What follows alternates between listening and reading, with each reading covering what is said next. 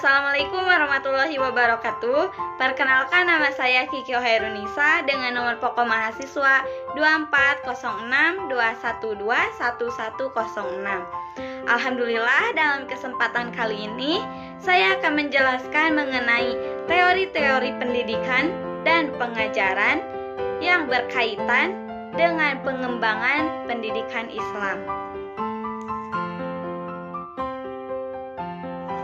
Sebelum masuk ke dalam materi, yaitu teori-teori pendidikan dan pengajaran yang berkaitan dengan pengembangan pendidikan Islam, sebaiknya kita mengetahui pengertian pendidikan terlebih dahulu. Pengertian pendidikan menurut Profesor Haji Muhammad Yunus, yaitu upaya yang dipilih untuk mempengaruhi dan membantu potensi anak dalam berkembang secara jasmani dan rohani atau norma. Secara perlahan, pendidikan ini akan membantu anak menemukan tujuan dan cita-citanya yang tertinggi. Selanjutnya, pengajaran. Pengajaran menurut Sudirman tahun 2012 merupakan upaya atau proses yang berfungsi untuk membimbing para peserta didik atau siswa di dalam kehidupannya. Selanjutnya, teori. Teori menurut wikipedia.com yaitu sebuah sistem yang mengindikasikan adanya hubungan antara konsep-konsep yang membantu kita memahami sebuah fenomena. Teori bisa diartikan sebagai hasil dari banyaknya pemikiran dan banyaknya pendapat untuk membantu kita memahami sebuah fenomena atau salah satu masalah yang terjadi.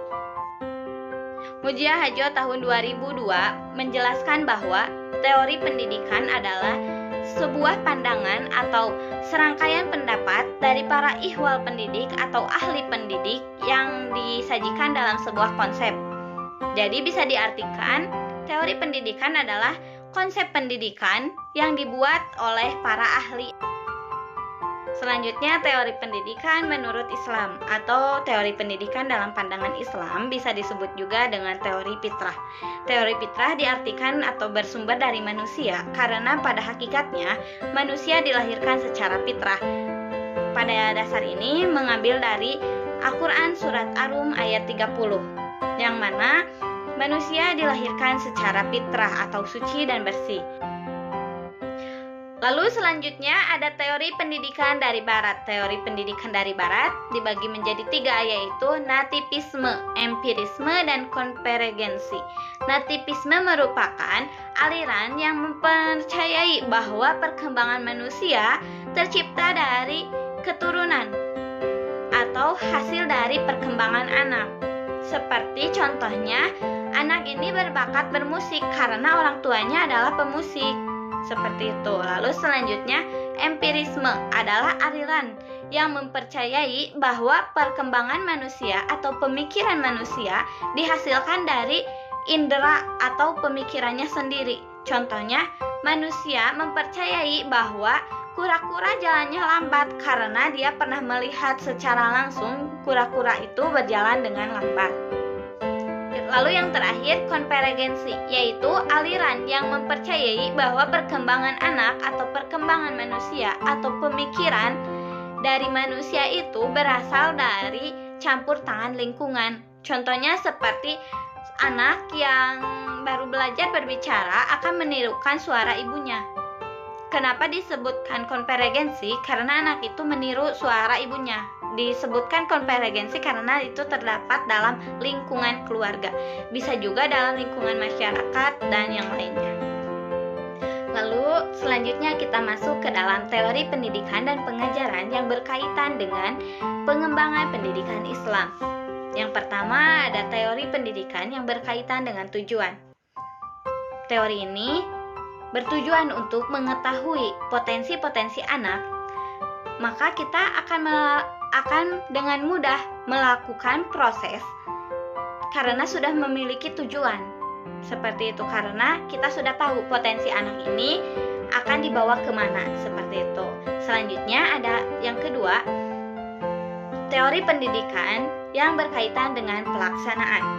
Kenapa pelaksanaan? Karena kita sudah mengetahui yang pertama tujuan dari anak ini berpotensi untuk apa, memiliki potensi apa. Selanjutnya kita melakukan pelaksanaan dalam proses pembelajaran.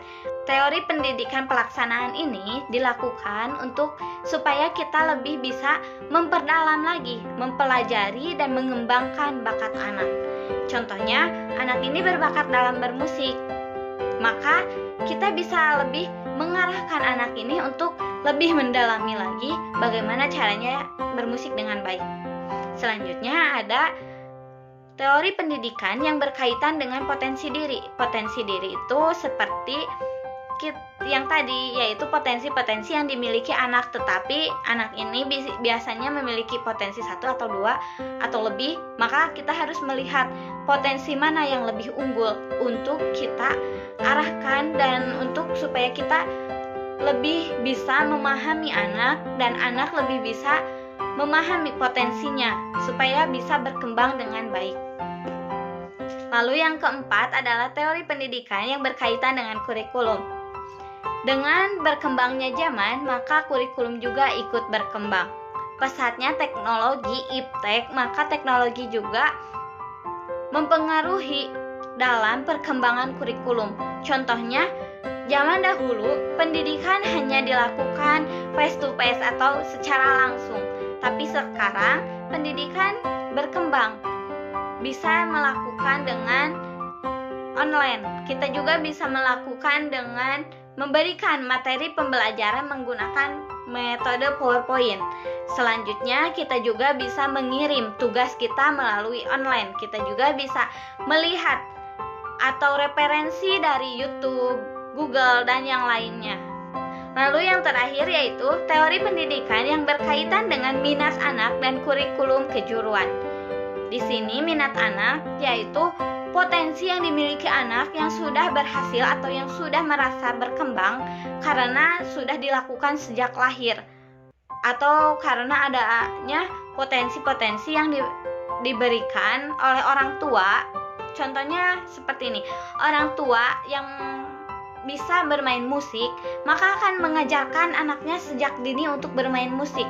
Maka anaknya semakin dewasa akan memiliki minat yang sama. Dia akan memiliki minat yang sama dalam bermain musik. Bisa saja anak memiliki bakat yang lain. Maka kita kembali pada proses pendidikan yang pertama, yaitu melihat anak. Proses tujuan pelaksanaan, nanti kita melihat potensi anak, seperti itu. Lalu dapat disimpulkan bahwa teori pendidikan dalam pandangan Islam bisa disebut dengan teori fitrah karena manusia dilahirkan secara fitrah. Selanjutnya, menurut teori pendidikan Barat, yaitu ada 3, nativisme, empirisme, dan konvergensi. Lalu, yang dapat mengembangkan pendidikan Islam yaitu ada 5, yaitu pendidikan yang berkaitan dengan tujuan, pelaksanaan, kurikulum, potensi anak, dan minat. Mungkin sekian dari saya. Mohon maaf banyak kekurangan. Wassalamualaikum warahmatullahi wabarakatuh.